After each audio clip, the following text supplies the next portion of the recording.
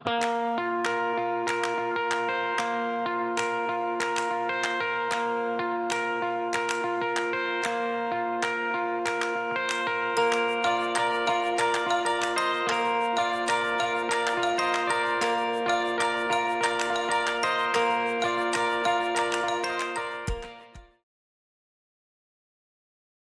a ir a Marcos, capítulo 10, 1 y 2. Yo lo tengo en pantalla, no lo busquen. Y si lo busca, también es cosa suya, no se preocupe, ¿verdad? Dice el libro de Marcos, capítulo 10, versículos 1 y 2. Y siempre la Biblia es interesante en todo. Dice, levantándose de allí, vino Jesús a la región de Judea, al otro lado del Jordán, y volvió el pueblo a juntarse a él, y de nuevo les enseñaba como solía. Y se acercaron los fariseos y le preguntaron para tentarle. ¿Cuál fue la pregunta? Puede leerlo ahí. Si era lícito al marido repudiar a su mujer. Ese es el pasaje, eso es lo que la Biblia nos dice. Y empieza con vino a la región de Judea. Y creo que les he hablado montones de veces, hasta me recuerdo las veces en las que les he dicho que Jesús ha desarrollado casi todo su ministerio allá en el norte de Israel, en la región de Galilea. Y después de casi 3 años de estar predicando ahí, Jesús empieza a dar un salto, empieza a dar un cambio y ahora baja, cruza el Jordán y viene a la región al otro lado del Jordán. Ese es el camino que lo va a llevar a Jerusalén. En el libro de Marcos, estos primeros casi 3 años transcurren en 8 capítulos del libro y ahora los siguientes capítulos, hasta el 16, narran los últimos días de Jesús. Entonces nos estamos acercando al fin, al desenlace de la vida de Jesús. Jesús ha dicho que cuando Él cruce el Jordán y vaya hacia Jerusalén, Él va a padecer, va a ser acusado y va a ser muerto. Entonces, es casi que el preámbulo el final de la vida de Jesús. Jesús cruza el Jordán y ese cambio radical en el ministerio de Jesús hace entender que Jesús va, en términos nuestros, y perdonen que a veces yo ponga palabras que no dicen la Biblia, pero son para que nos entendamos, Él se va a meter en la cueva del león, ¿verdad? Ahí donde la adversidad va a ir en aumento cada día. Pero dice ese pasaje que Él va a ese lugar, pero la fama de Jesús le precede. Hay un montón de gente que le busca, hay un montón de gente que anda buscando que lo sane o que quiere escuchar sus enseñanzas. Hay un montón de gente con un corazón sensible que dice, ¿qué quiere decir el maestro? Que nadie ha hablado como este. Hay un montón de gente que está en eso.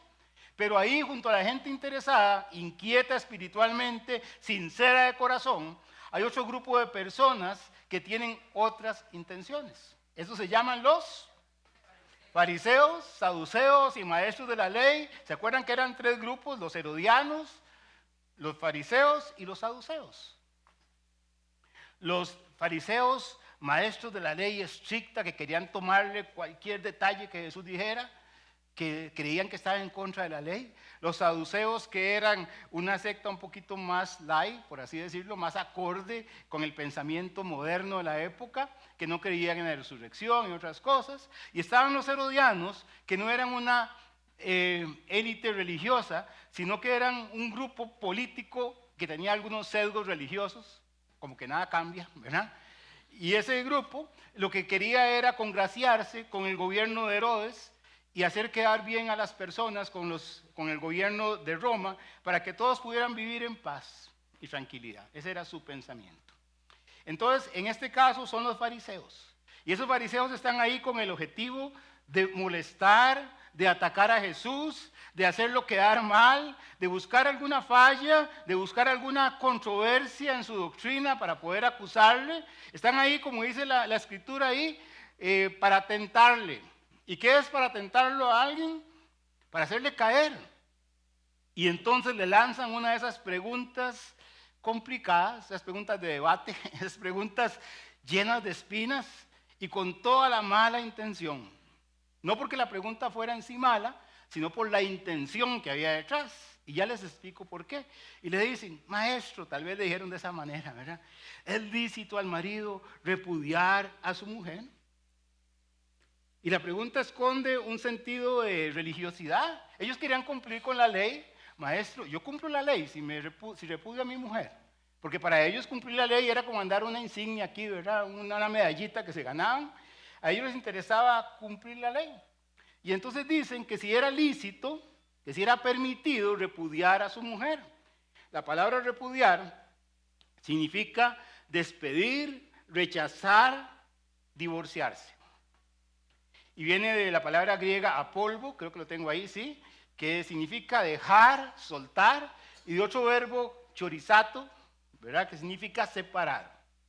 Para efectos prácticos de lo que estamos diciendo acá, era el equivalente o similar a divorciarse. Lo que le están preguntando a Jesús es, maestro, ¿es lícito divorciarme de la mujer que tengo?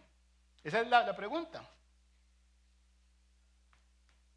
Y Jesús entonces tiene que contestar a esa pregunta. Mateo, este pasaje está en Marcos capítulo 10, y ustedes pueden leer en sus casas Mateo 19:3, 19, ahí está este mismo texto, y comparando la escritura con la escritura, Mateo 19:3 dice, vea lo que dice, entonces vinieron a él los fariseos tentándole y diciéndole, vean la pregunta, usted la puede repetir conmigo, ¿es lícito al hombre repudiar a su mujer por cualquier causa? Subraye esas palabras en negrita. ¿Es lícito al hombre repudiar a su mujer por cualquier causa? El tema hoy y el tema de esta pregunta que le hacen a Jesús para tentarle era este. ¿Es lícito repudiar a la mujer por cualquier causa? ¿Y por qué eso es una trampa, Fran? ¿Por qué piensa usted que eso era una trampa? ¿Qué cuesta que Jesús dijera su opinión? Bueno, eso tenía varias características de trampa. Primero, porque era un tema controvertido, ya lo vamos a ver. Imagínense si hace 2000 años, en aquella sociedad que usted se puede imaginar, hablar del divorcio era un tema problemático en la sociedad.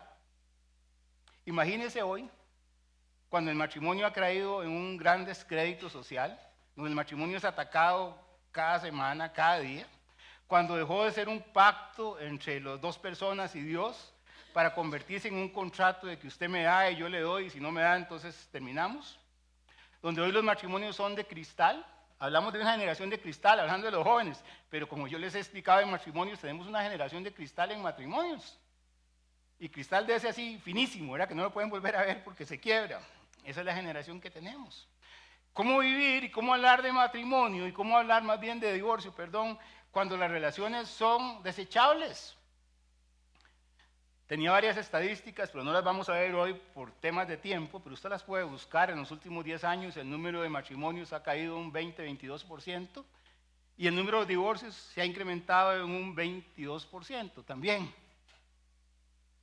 Y como les digo, menos matrimonios y más divorcios.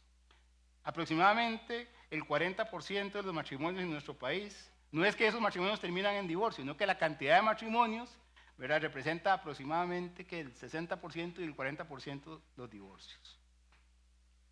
Es un tema complicado y yo creo que casi no hay familia, casi no hay personas que no hayan pasado por esta situación, ya sea de manera directa o de una manera tangencial, ¿verdad?, sintiendo los efectos de esto. ¿Y por qué yo digo que en aquel tiempo, imagínense hoy, pero imagínense en aquel tiempo, los matrimonios eran bien desechables? Porque los judíos, que son tan rigurosos, que tenían prácticas tan ligadas a la ley, habían encontrado todos esos recovecos de la ley, y entonces para ellos era muy común, muy aceptable socialmente, divorciarse. Ellos entendían que si se casaban, si repudiaban a su mujer, ¿verdad?, y se casaban con otra persona, estaban cumpliendo la ley, porque la ley decía que podían separarse de la mujer, ¿por qué? Por cualquier causa. Y eso ya casi lo vamos a analizar. Entonces, si Jesús estaba en contra del divorcio, y la sociedad toda iba en el sentido de que no importaba, ¿qué iba a pasar con la popularidad de Jesús? Es una pregunta para que a él lo pusieran en una controversia y su popularidad cayera. También era una opinión peligrosa. Y sabe, esto es interesante. Querían meter a Jesús en un zapato porque lo que él dijera podía ser un atentado contra su propia vida. ¿Recuerdan el pasaje que vimos ahí cuando empezamos? Que Jesús salió de Galilea, cruzó el Jordán y se fue al otro lado del Jordán. Eso es lo que dice la Biblia, ¿no? ¿Sabe que al otro lado del Jordán, la palabra literal es Perea? Perea significa al otro lado del Jordán. Esta región donde Jesús está ahorita se llama Perea. ¿Sabe usted quién era el gobernador en Perea? ¿Alguien se puede imaginar quién era el gobernador en Perea? Herodes Antipas. ¿Alguien recuerda quién era Herodes Antipas? Era aquel que mandó a cortarle la cabeza, ¿a quién? A Juan el Bautista. ¿Y alguien recuerda por qué le cortaron la cabeza a Juan el Bautista? Mire, usted está haciendo algo malo. Usted no se puede casar otra vez, no se ha divorciado por una causa justa. Entonces eso era ponerse en una posición difícil. Vean ustedes la inocencia de la pregunta de los fariseos, ¿verdad? Ellos sabían que podían poner a Jesús en un predicamento, pensaban que si la respuesta de Jesús era políticamente incorrecta, pudiera ser que hasta pudieran acabar con la vida de su enemigo político y religioso. Entonces era una pregunta, como les digo, con toda la mala intención. ¿Y qué hizo Jesús con esas preguntas de mala intención? Jesús hizo lo que usted y yo deberíamos hacer cuando enfrentamos estos temas que debaten la sociedad, donde todo es relativo, donde las opiniones de unos y otros son diferentes acerca de lo que dice la ley de Dios. Marcos capítulo 10, versículos 3 al 4. ¿Qué hizo Jesús con esta? Él entendía, él sabía que había en los corazones de ellos. Entonces dice la Biblia, él respondiendo a esa pregunta, ¿es lícito divorciarse de mi esposa por cualquier causa? Él respondiendo les dijo, ¿qué os mandó Moisés? Ellos dijeron, Moisés permitió dar carta de divorcio y repudiarla. O sea, si ellos eran maestros de la ley, conocían la ley y tenían la respuesta, ¿para qué le preguntan? ¿Verdad? Pero Jesús lo primero que hizo fue hacerles una pregunta en un tono que los dejó, yo no sé si sonrojados, aquí diríamos nosotros los más mal hablados, picados, ¿verdad? Les dice, ¿qué es lo que dice la ley? ¿Qué dice Moisés? Ustedes que son maestros de la ley no saben, ¿por qué me están haciendo esta pregunta? ¿Cuál es su verdadera intención? Jesús no dijo, bueno, es que sobre ese tema tan controvertido, yo creo, a mí me parece, de acuerdo con mi experiencia, en mi opinión, lo que dice mi pastor es que, sino que Jesús los mandó ¿a dónde? ¿A dónde los mandó? A la Biblia, a la Biblia. Ellos inmediatamente respondieron citando la ley. Claro, maestro, y nosotros sabemos lo que la ley dice. ¿Usted piensa que somos ignorantes, Jesús? Moisés permitió darle carta de divorcio y repudiarla. ¿Qué fue lo que dijo Moisés claramente? Vamos a ir a Deuteronomio capítulo 24, 1 al 4. Ese es el texto al cual ellos se están refiriendo. Lo tengo en pantalla también. Si usted lo quiere marcar, si lo quiere subrayar, si lo quiere borrar de la Biblia, es cosa suya. Dice la Biblia en Deuteronomio 24. Cuando alguno tomare mujer y se casare con ella, oiga lo que dice, lo que está en rojo ahí. Si no le agradare por haber hallado en ella alguna cosa indecente, le escribirá carta de divorcio y se la entregará en su mano y la despedirá de su casa. Y salida de su casa, ella podrá ir y casarse con otro hombre. Pero si la aborrece este último y le escribiere carta de divorcio y se la entregare en su mano y la despidiere de su casa, o si hubiere muerto el postrer hombre que la tomó por mujer, no podrá el primer marido que la despidió volverla a tomar para que sea su mujer, después que fue envilecida, porque es abominación delante de Jehová y no has de pervertir la tierra que Jehová tu Dios te da por heredad. Yo sé que ustedes podrán revisar este texto en sus casas con más detalle, pero recordemos antes de referirnos acá, ¿cuál era la pregunta de ellos? ¿Puede un hombre divorciarse por cualquier causa? Esa es la pregunta. Y ellos estaban citando o teniendo en sus mentes este texto de Deuteronomio que dice que si un hombre encontrare alguna cosa indecente en su mujer, la podrá despedir dando una carta de divorcio. Si usted lee el texto con detalle, Moisés no está necesariamente haciendo una ley para permitir el divorcio, sino que está regulando una práctica abusiva de parte de los hombres y protegiendo a la mujer. Esta es una cláusula de protección. Me explico. Un hombre dice que encontró una cosa indecente en su mujer, que vamos a ver qué significa. Y entonces él le da una carta de divorcio. La mujer con la carta de divorcio, ya con su carta en mano, tiene la posibilidad legal de ir y casarse con otro. Pero resulta, y no sé si era algo que pasaba en esa sociedad, ella se casa y resulta que el otro hombre también encuentra algo indecente en ella. O se muere y ella queda entonces libre con otra carta de divorcio o viuda. Y entonces aquel hombre que inicialmente había hablado con ella en redes, había hablado de ella en redes sociales, que la había descalificado, que había dicho que ella era esto y lo otro, ahora dice, ay, vieras que yo lo pensé mejor y la verdad es que estás bonita todavía, ¿por qué no vienes conmigo? Entonces, ante esa fragilidad que podía presentar emocionalmente esa dama, y también puede hacer al contrario, entonces Moisés dice, no, eso no puede ser así. Si usted la envileció, si usted la quemó en redes, diríamos hoy, si usted hizo todo, la desprestigió, ¿cómo va después? ¿Con qué cara va a venir a decir que la quiere de nuevo? Entonces, esa era una cláusula para proteger. Eso es lo que dice ese pasaje, ¿verdad? De hecho, Jesús no dijo, es que Moisés se equivocó. En realidad Jesús está validando lo que Moisés dijo. Y entonces el divorcio ya, de alguna forma, ya existía. Entonces, el punto medular acá es tener claro qué quiso decir Moisés cuando dijo que si habían encontrado en esa mujer alguna cosa indecente. Porque no especifica qué es indecente, no dice como tal, no pone ejemplos. Y los comentaristas bíblicos señalan que literalmente esta palabra, cosa indecente, significa descubrir la desnudez de algo. No en el sentido sexual necesariamente, pero sino en el sentido de abrir algo que dé vergüenza ante la sociedad. Hacer algo que a los ojos de la gente, de la sociedad y de las normas, pudiera considerarse como lesivo, algo que no era correcto, algo que era irrespetuoso hacia las demás personas, irrespetuoso hacia el hombre, que la estaba tomando por mujer. Eso era lo que significaba. Y de hecho sería falta de atracción, algo vergonzoso, la falta de virginidad, una conducta sexual inapropiada o desviada para una persona casada, etc. No está refiriendo necesariamente al adulterio, porque ya Deuteronomio capítulo 22 decía que si usted lo tomaban en adulterio, ¿qué tenía que hacer la gente? Apedrearlo. Entonces ya no había problema de divorcio, ahí no había problema de divorcio, ¿verdad? Había que apedrearlo.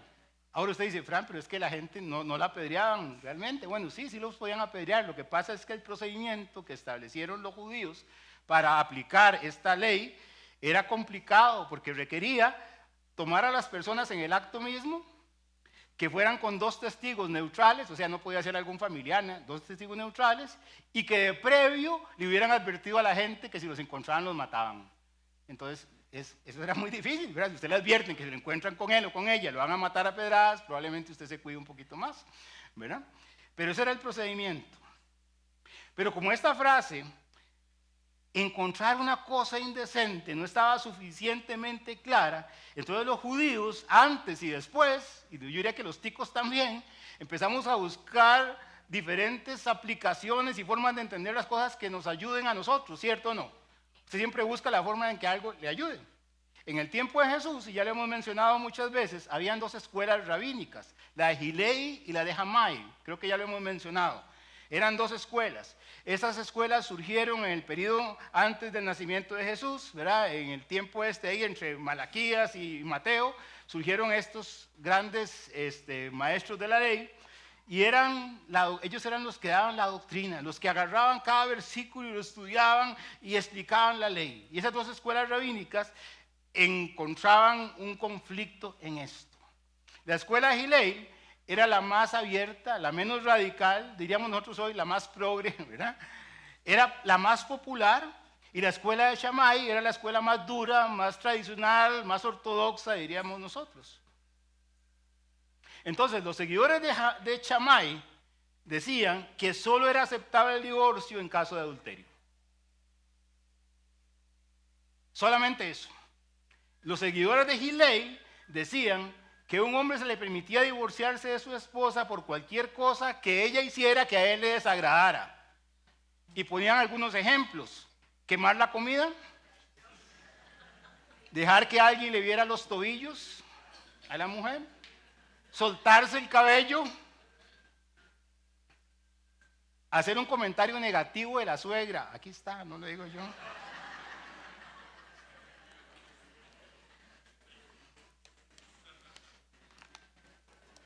Y si no encontraba ninguna de estas faltas, él podía decir, bueno, mire, es que la verdad es que ella me resulta desagradable porque hay otra que me resulta mejor. Y entonces podía tomar esa decisión. Flavio Josefo, que es un historiador muy famoso, decía que una de las causas de divorcio era que ella tuviera mal aliento. Hermanos, ¿cuál creen ustedes que era la opinión que más le gustaba a la gente? ¿La de que solo por el divorcio, por infidelidad o divorcio por cualquier causa? ¿Cuál creen ustedes que era la más popular y la que la gente quería más? Oigo, estaba fácil, ¿verdad? No me gusta, cualquier causa, vamos. Viví un montón de años con ella, hicimos casa y todo, pero ella no me gusta. Entonces, Hillel, perdón, yo puse Hillel y Jamai, Hillel y Shammai, ahí es en lugar de la H es una S. Shammai no me gusta, pero me gusta Hillel, ¿verdad? Yo voto por Hillel, hagamos una encuesta, yo voto por Hillel. Estoy cumpliendo la ley porque el maestro de la ley dice que eso es permitido, así que no estoy haciendo nada malo, puedo seguir adorando a Dios, sirviendo a Dios, porque estoy haciendo lo correcto. Yo doy mi ofrenda, yo hablo con el pastor de la iglesia, yo hablo con el sacerdote, todo lo puedo hacer, estoy bien. Entonces para ellos una cosa indecente literalmente era por cualquier causa, por eso la pregunta. No sé si ustedes ya conectan lo que estamos diciendo. Entonces era tergiversar a su gusto la ley para divorciarse por cualquier razón y liberarse y buscar otra pareja. ¿Cuál fue la respuesta de Jesús? ¿Cuál fue la respuesta? Y es interesante la forma en la que Jesús responde y aclara este tema. Mientras ellos estaban desgastándose, tergiversando la ley para justificar el divorcio, el Señor Jesús les dice, no, yo les voy a hablar del matrimonio mejor. Mientras ellos se debatían entre las opiniones de los maestros de la ley, Hillel y Shammai, él les dijo, mire, mejor vayamos y veamos qué dice la Biblia. Hermanos, igual sucede hoy con este tema del divorcio, sucede con el tema de la homosexualidad, del feminismo, del modernismo, todas las tendencias que tenemos. Muchos cristianos andan buscando líderes, pastores, iglesias, religiones, que les digan lo que quieren escuchar. Pero siempre Dios nos exhorta a ir ¿a dónde? A la Biblia. A veces nos gusta lo que dice, a veces nos confronta, pero siempre será lo mejor para nosotros. Dice la Biblia en 2 de Timoteo, bueno, aquí les puse en anaranjado, mientras los fariseos hablan sobre el divorcio, Jesús enseña sobre el matrimonio.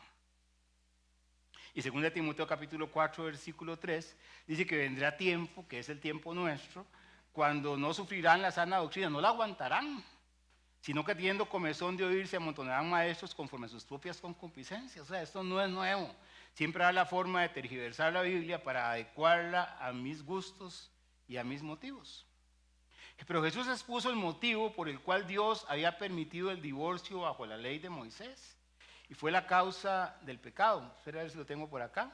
No. En el versículo ahí, Marcos capítulo 10, versículos 5 al 9, si lo tienen por ahí. Ya Jesús empieza a explicarles él. Y dice 10:5. Y respondiendo Jesús les dijo, por la dureza de vuestro corazón os escribió este mandamiento, Moisés. Pero desde el principio de la creación, varón y hembra los hizo Dios. Por esto dejará el hombre a su padre y a su madre y se unirá a su mujer y los dos serán una sola carne. Así que ya no son más dos, sino uno. Por lo tanto, ¿puede leerlo conmigo? Lo que Dios juntó, no lo separe el hombre. Esa fue la respuesta de Jesús. Y lo que Jesús hizo los estaba remontando al pasado, ahí al Génesis, al ideal de Dios en la creación, antes de que el pecado entrara en el mundo. El divorcio no estaba incluido en el plan de Dios. Él tenía algo mejor para el ser humano. ¿Eso está claro, sí o no? Está claro. Pero el hombre y la mujer, el hombre pecó. Y entonces por la dureza del corazón, el hombre transforma, las personas transformamos esta relación con Dios y este supuesto de relación matrimonial, unidos para siempre, por una relación diferente. Y cuando el pecado entra, la creación cae, cuando el pecado entra, nuestras relaciones caen. Yo siempre uso Génesis capítulo 3, versículo 16, para que veamos el efecto del pecado en las relaciones de matrimonio. Dice la Biblia en Génesis 3, 16, entre otras cosas, el Señor está hablando con ellos, y les dice, y a la mujer dijo, multiplicaré en gran manera los dolores en tus preñeces, eso era un efecto físico, con dolor darás a luz tus hijos, y tu deseo será para tu marido, y él se enseñoreará de ti. Si usted lee qué significa esto, cada uno de ellos en el plan de Dios tenían un plan de gobernar y juzgar la tierra. Cada uno tenía un rol, un papel. Pero ahora, después del pecado, cuando el pecado entra, la mujer desea tomar el rol del varón y el varón, en lugar de desempeñar su rol con amor, con sabiduría, asume una posición donde la oprime, la subyuga. Aquí podríamos decir en términos nuestros que Adán se convirtió en machista aquí, ¿verdad? Antes era una relación perfecta de ayuda idónea, pero a partir de ahí, ¿verdad? Y de todas las relaciones, cuando el pecado entra, entonces empiezan los conflictos por cuál es mi papel, empieza el orgullo a funcionar, y de ahí en adelante, y una mujer y un hombre son duros de corazón. Aquí estaba el pasaje. Por la dureza de vuestro corazón os escribió escribió este mandamiento.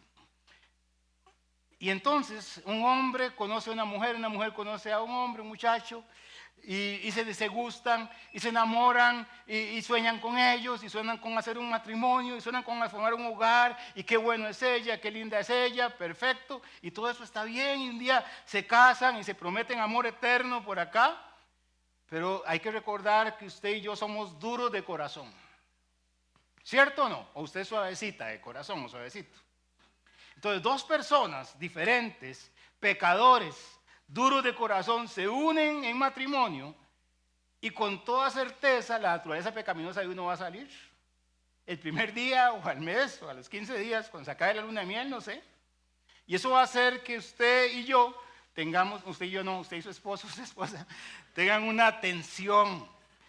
Eso va a hacer que cuando el pecado llegue, cosas como el adulterio van a estar ahí. Realmente, el que haya un adulterio en un matrimonio no es extraño. Es natural para un hombre natural o que vive de acuerdo con su naturaleza. ¿Y eso hace que un matrimonio se separe? Sí, por supuesto. Pero eso, nuestra naturaleza pecaminosa, no hace que la opinión de Dios cambie. Dios sigue siendo el mismo, Él tiene sus principios. Él hay veces pone leyes para ayudarnos, para poder sobrellevar nuestra naturaleza pecaminosa y poder convivir.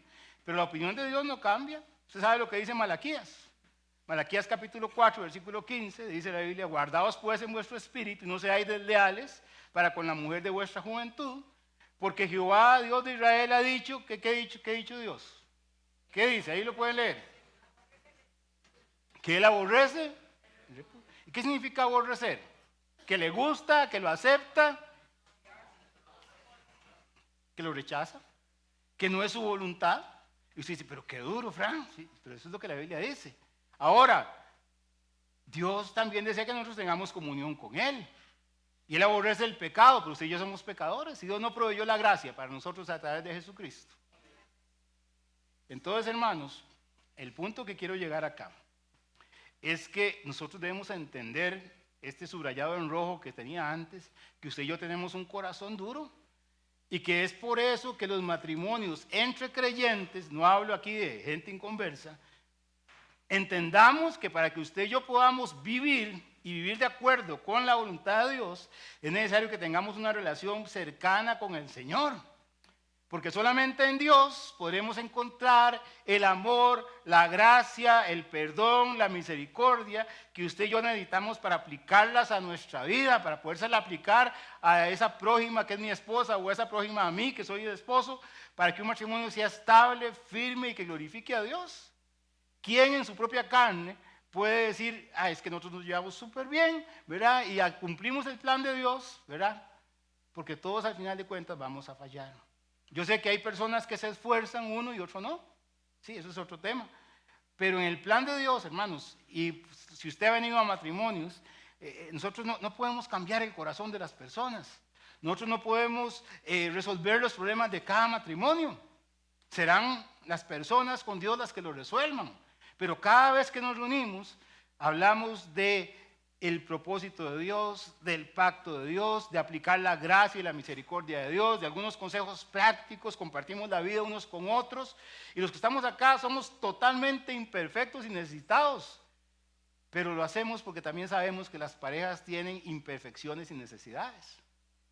Pero el que dice, yo no lo necesito, qué dicha, qué bueno, pero yo creo que todos lo ocupamos. Hermanos, es necesario que los matrimonios entre creyentes tengan una vida espiritual. Dice la Biblia en Efesios, y no lo vamos a leer por el tiempo, porque usted lo conoce, pero que la relación de Cristo con su iglesia debe ser el reflejo o debe ser el patrón en el cual los matrimonios debemos guiarnos, que nosotros debemos ser un espejo de eso. Y la Biblia dice que así como Cristo amó a la iglesia y se sacrificó por ella, así el marido debe amar a su mujer. Y la Biblia dice también que así como Cristo se sujetó, ¿verdad? Como la iglesia debe sujetarse a Cristo, así las casadas deben estar sujetas a sus maridos. Y también dice, antes de eso, que todos debemos someternos unos a otros. A alguien de aquí, y si usted, dígalo con libertad, pero a alguien de aquí le gusta someterse a otra persona, le encanta someterse a otra persona. A la suegra, al esposo, a los hijos les gusta someterse a los padres. No se vaya, hermano.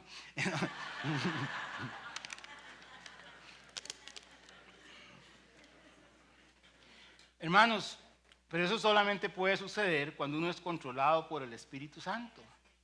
Si usted no es controlado por el Espíritu Santo, ¿qué lo controla a usted? ¿Qué dice la Biblia que lo controla? La carne. ¿Y cómo es la carne? La carne es orgullosa, es vanidosa, la carne busca lo suyo propio. A la carne no le gusta pedir perdón. La carne no se arrepiente. La carne no aplica la gracia ni la misericordia. Entonces, hermanos, es muy difícil tener un matrimonio que refleje el ideal del Señor si usted y yo andamos en la carne. La gente viene buscando, como siempre digo yo, el maruchan, la respuesta rápida, que alguien le dé en 10 minutos 5 consejos que le pueden ayudar en su matrimonio. ¿Y cuál es el consejo que usted le tiene que dar? Métase en la Biblia, ore, busque a Dios de todo corazón, humíllese delante de Él, pida perdón y siga adelante. ¿Qué más puede hacer uno? Dios. Entonces, hermanos, retomando el tema, como la realidad es que usted y yo somos pecadores, que eso afecta nuestras relaciones y que el pecado está ahí y que vamos a caer y que vamos a tener problemas, que un día yo me levanté de malas y dije lo que no debía, que un día alguien vio a una mujer o un hombre que no era el suyo y lo codició en su corazón. Entonces, como una cláusula de excepción para proteger a la persona inocente, como lo vimos ahí, Moisés permitió dar carta de divorcio. ¿Está claro? No está claro. Pero Jesús va más allá. Y él lo llevó al Génesis para explicar su posición. Y como digo, no tengo tiempo hoy, en realidad se me ha ido volando el tiempo. Pero el matrimonio, solamente voy a reiterar algunas cosas. Uno, ahí en Génesis podemos ver que Jesús reitera que el matrimonio fue idea de Dios, que fue su propósito, que fue su voluntad establecerlo para complementar al hombre y a la mujer y que ellos pudieran cumplir el plan de Dios. Ve que el matrimonio es una unión entre un hombre y una mujer, no hay otra vuelta de hoja, no hay otro tipo de matrimonio. Sé que el matrimonio produce una unión indisoluble, un hombre y una mujer se unen para hacer una sola carne y la palabra unirá viene de un griego que significa aferrarse, estrechar el agarre, seguir de cerca, asirse firmemente, adherirse, pegarse. En el matrimonio participa un hombre y una mujer que se unen y eso es indisoluble y ese vínculo tan fuerte, dice la Biblia que no lo debe separar el hombre, pero lo separa. Y cuando lo disuelve, siempre va a haber algún efecto. No sé si usted en algún momento ha usado cola de carpintero y ha pegado 2 pedazos de madera. Y espera que se seque, por supuesto, y está ahí. Y ya esa madera no se puede separar fácilmente. Se le puede aplicar fuerza, ¿sí? Y cuando se le aplica fuerza, por algún lado se rompe. Se puede hacer, pero se puede quebrar, se puede rasgar, ya no es lo mismo. Hermanos, física, emocionalmente, el efecto de la separación se extiende no solamente a las personas, sino inclusive a su familia, a sus hijos.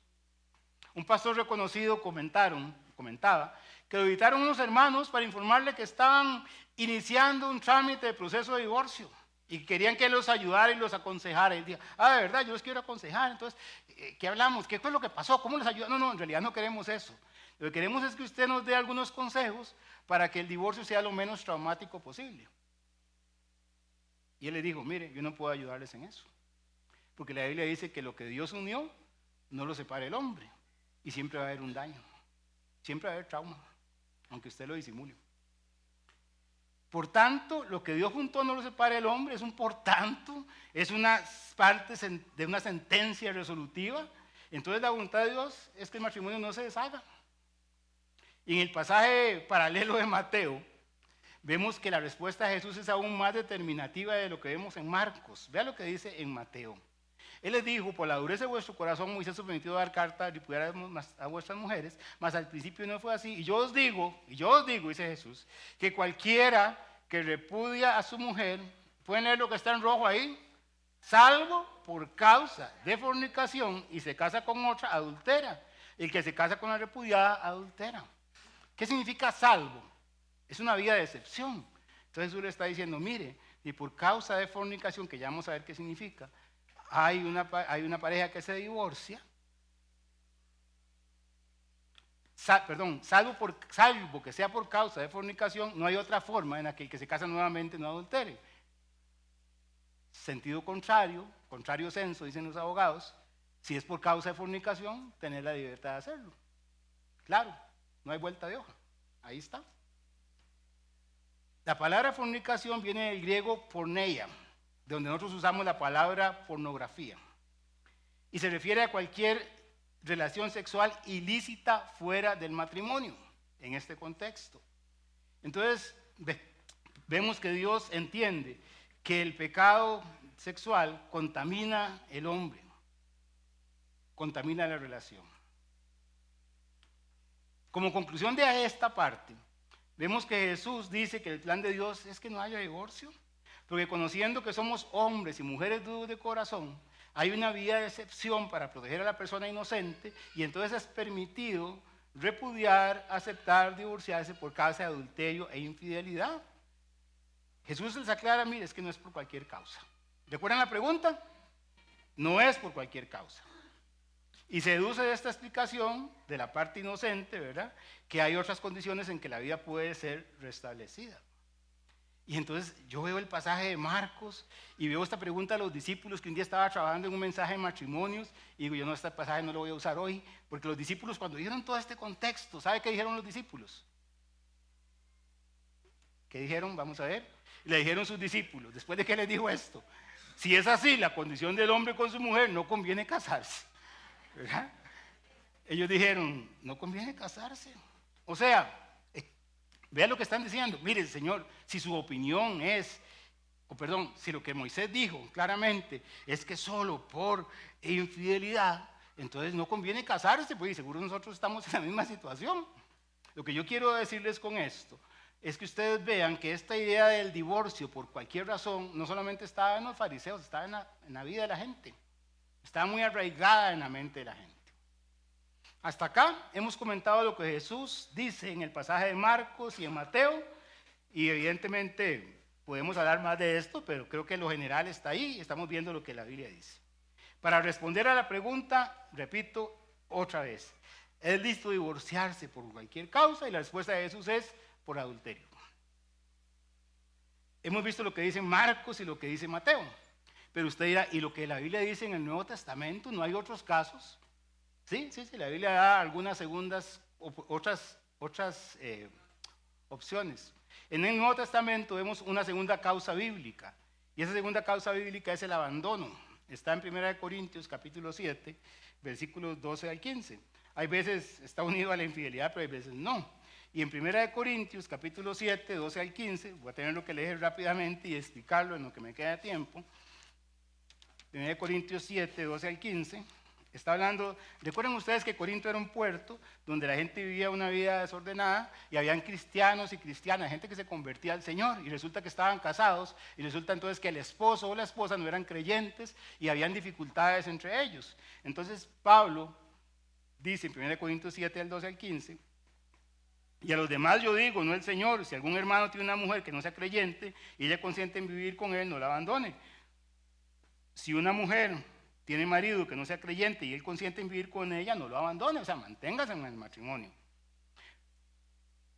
Porque el marido es incrédulo, es santificado en la mujer y la mujer incrédula en el marido, pues de otra manera vuestros hijos serían inmundos mientras que ahora son santos.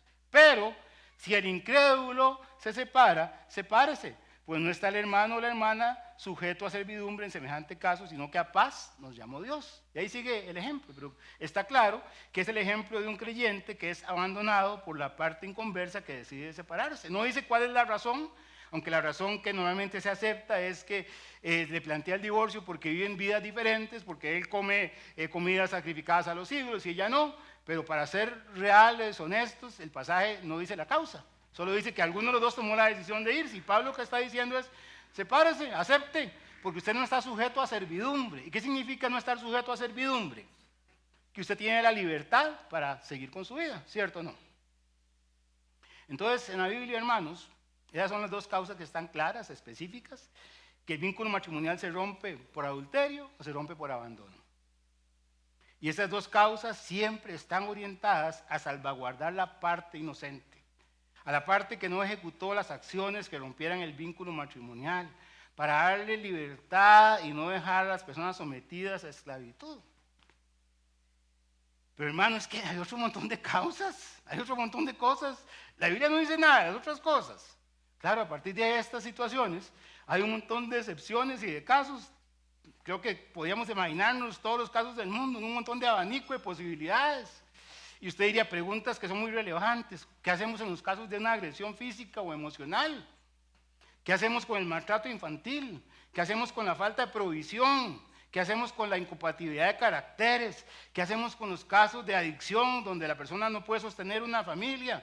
¿Qué hacemos con un largo, etcétera, etcétera, etcétera, etcétera, etcétera? ¿Qué hacemos porque yo me divorcié pero hace 35 años y no era cristiano y ahora todo eso, ¿verdad? Ustedes entenderán, hermanos, que ver esos casos es imposible, ¿verdad? Y poderlos resolver. Pero yo quisiera decir algunas cosas que espero que sean bien escuchadas y espero que sean mejor entendidas, para que no se diga, es que como el hermano Fran dijo esto, entonces yo puedo hacer esto, lo otro.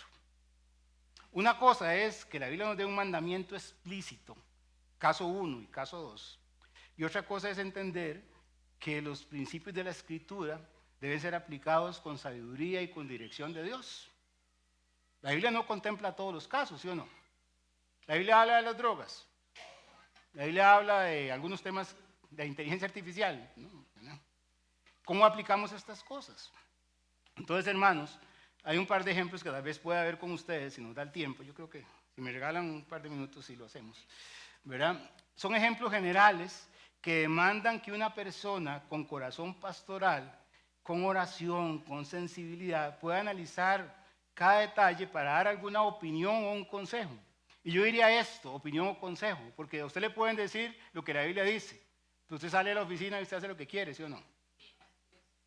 Entonces, la gente anda buscando que le digan lo que quiere oír, pero la gente toma decisiones.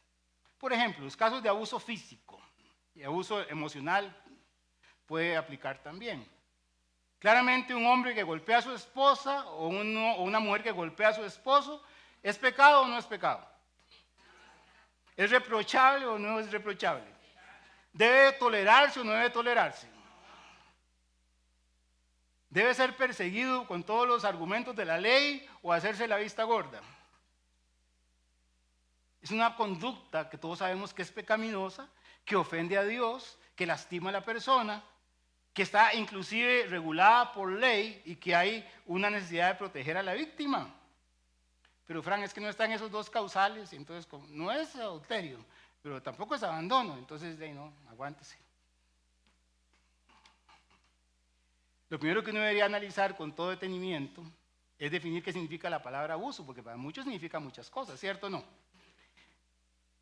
Abuso significa literalmente exceso, extralimitación, exageración, injusticia, atropello. Es ir más allá de cualquier límite tolerable o permitido. Entonces estamos hablando de un patrón de vida, de una forma de actuar continua, permanente, donde no existe el menor deseo de cambio o de arrepentimiento. O puede ser que no sea una conducta tan repetitiva, pero bastó una vez para transgredir de una manera tan grave, tan grosera, que produce daños irreparables. O sea, no es necesario que sea de todos los días, pero pasó algo que es tan grave que es un daño irreparable. Y entonces, en ese evento aislado, ¿por qué pasó? ¿Qué fue lo que sucedió? Los abogados hablan de qué fue lo que provocó ese estado de emoción violenta, donde aquel dijo esas palabras tan hirientes. Entonces, hermanos, si estamos ante un patrón de vida pecaminoso, destructivo, donde la gente no desea arreglar su vida, que es su forma de ser, o un hecho gravísimo que compromete la vida de otra persona, ¿cierto o no que hay un principio bíblico muy claro de que la vida humana debe protegerse? ¿Cierto o no? Entonces, pero no están los dos casos. Proverbios 24:11. Proverbios dice, libra a los que son llevados a la muerte, salva a los que estén en peligro de muerte. Salmo 82:4 dice, librad al afligido y al necesitado, librarlo de mano de los impíos. Entonces, hermanos, hay momentos en los que la persona debe ser rescatada, sacada, o que el agresor debe ser sacado para proteger la vida de las personas, usando las mismas herramientas que da la ley. Eventualmente puede ser que esa sea una causa justificada, que tenga respaldo bíblico, pero bueno, si las personas quieren recibir una consejería, un acompañamiento y pueden salir adelante independientemente de lo que haya sucedido, pues bien, Dios es un Dios de gracia, de nuevas oportunidades, pero hay gente que no quiere cambiar, o que aún llevando el consejo de Dios y oyendo, no cambia, no se arrepiente, y entonces hay una víctima o una familia víctima que debe ser protegida. Yo creo que estamos de acuerdo con eso, ¿sí o no? Otro principio general que debe guiar nuestro análisis es entender que el pacto matrimonial hay 3 compromisos esenciales. Cuando usted está aquí y dice, sí, ¿verdad? Sí a todo, sí a todo, no le han dicho ni las promesas, no, sí a todo, póngale la firma, ¿verdad? Usted se compromete con 3 pilares en el matrimonio.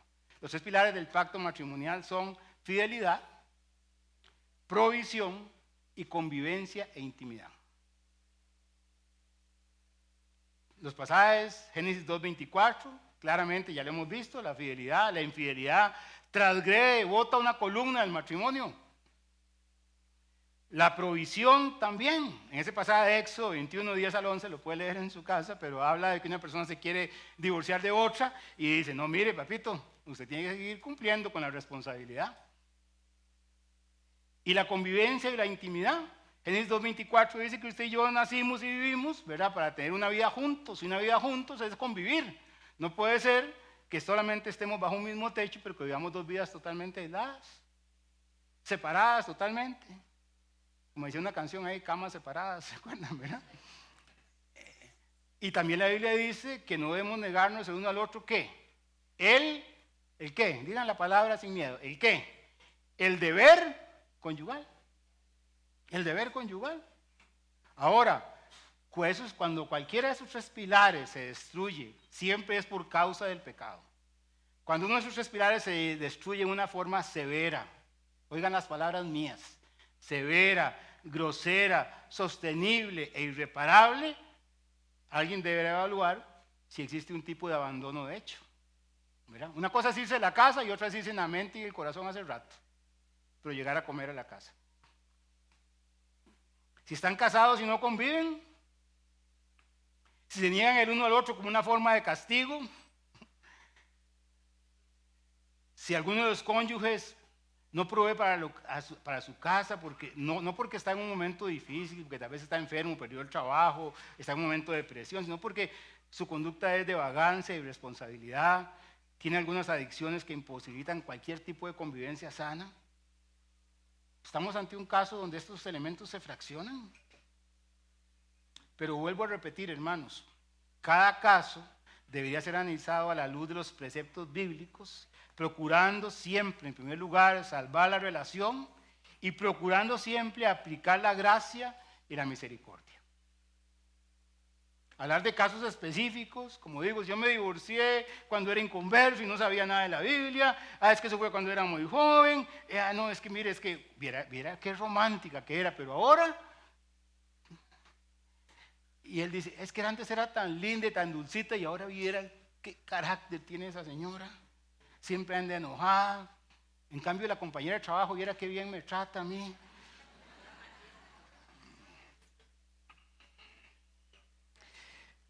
Hermanos, las dos causas bíblicas y estos principios deben guiar las decisiones. Y yo estoy hablando aquí, por supuesto, a personas que son creyentes y que quieren conservar su matrimonio o están en una situación de conflicto. Evidentemente, allá afuera usted puede encontrar cualquier causa y cualquiera le va a decir cualquier cosa. Yo estoy hablando desde la Biblia. Y yo quisiera dejar en su corazón, creo que son 4 pensamientos a modo de conclusión para cerrar esta enseñanza. 1, hermanos, 4 ideas que yo quisiera que usted se llevara acerca del divorcio. Y tal y como lo plantea Jesús en Marcos y como lo plantea Pablo en el libro de Corintios. 1, la posibilidad del divorcio bíblico existe, pero no es una licencia, ni es un incentivo para que nosotros le estemos diciendo, vaya, divórciese. ¿Usted entiende eso, verdad? No es como que usted esté con la escopeta cargada ahí en la puerta esperando que el otro abra porque en el momento que metió el pie ya está invadiendo su propiedad, entonces pum, le dispara, ¿verdad? Se supone que no. Se supone que el Señor nos da a nosotros su deseo de que el divorcio debería ser una opción última. El Señor que nos manda a nosotros como matrimonios, nos manda a esforzarnos para mantener el vínculo matrimonial. Dice que debemos estar en paz unos con otros. Hay que recordar que el matrimonio Dios lo considera honroso, honrosos sean todos el matrimonio, y si alguno de ustedes convive y no está en una relación de matrimonio, recuerde que honrar a Dios también significa resolver su situación de matrimonio. Hay que aplicar los mandatos de Dios, hay que aplicar la gracia, la misericordia y el perdón a las personas. Puede ser, hermano o hermana, que la relación de ustedes esté tan deteriorada que no pueda ser restaurada. Le han volado tanto esas paredes, ¿verdad?, que ya no se sostienen. Pero sí o sí, aunque una relación no pueda tal vez restaurarse, sí o sí, usted y yo tenemos un deber bíblico que se llama perdonar. Oiga esto, el perdón no implica restauración. Puede ser que usted perdone y que la otra persona nunca vuelva, etcétera, etcétera. Siga lastimándole, etcétera. Pues eso no implica restauración. Pero definitivamente no va a haber ningún tipo de restauración emocional, personal ni espiritual si usted no ejerce el perdón. Así que sí o sí, tenemos el deber, la obligación, y por beneficio nuestro el Señor nos alienta, nos exhorta a ejercer el perdón. No lo siento, es que no es de sentir, es de hacer. Es que hoy no, tal vez mañana. Bueno, entiendo que es un proceso, pero la actitud perdonadora debe nacer en el corazón. No, pues si ya esa persona hizo su vida y ya vimos, no, eso no importa, ya eso pasó, pero su corazón ¿cómo está? 2, y este es muy importante, el papel de la iglesia es enseñar el consejo de Dios. Vea, la iglesia no es un juzgado de familia. Juan no tiene una oficina de abogados para divorciar gente.